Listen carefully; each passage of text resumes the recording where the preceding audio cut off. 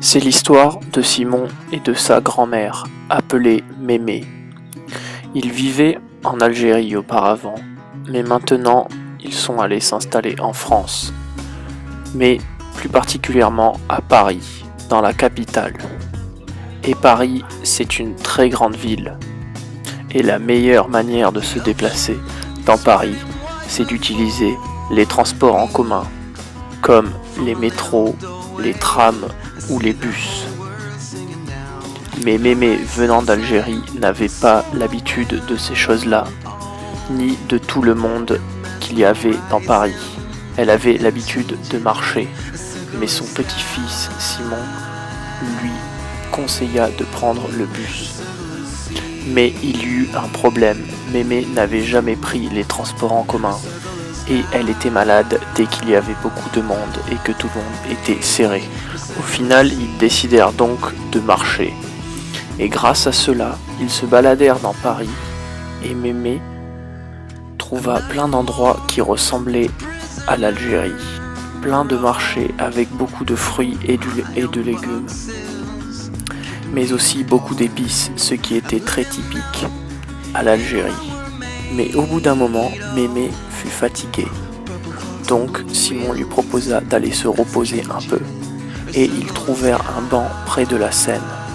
Mémé trouva cette vue très très jolie. Ce fut l'occasion pour Mémé de se reposer. Elle en avait fortement besoin, mais Simon commença à être impatient. Il en avait marre de marcher toute la journée. Mémé ne comprenait pas pourquoi Simon voulait rentrer à la maison aussi vite. Elle lui demanda donc. Simon lui dit que c'était parce qu'il voulait regarder le football à la télé. Mémé était contrariée. Elle lui demanda si c'était encore pour Zimdam. Mais non, Mémé, c'est Zizou. Zizou. C'est grâce à lui que nous avons gagné la Coupe du Monde en 1998 contre le Brésil, le plus bel événement sportif que la France ait jamais connu. Mémé lui dit « Mais mon fils, je croyais que tu voulais rentrer à la maison pour faire tes devoirs et être prêt pour la semaine prochaine à l'école.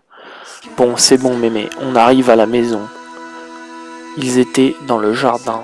Mémé commençait à être très fatiguée après cette journée de marche à travers Paris et toutes ces étapes qu'elle avait vécues.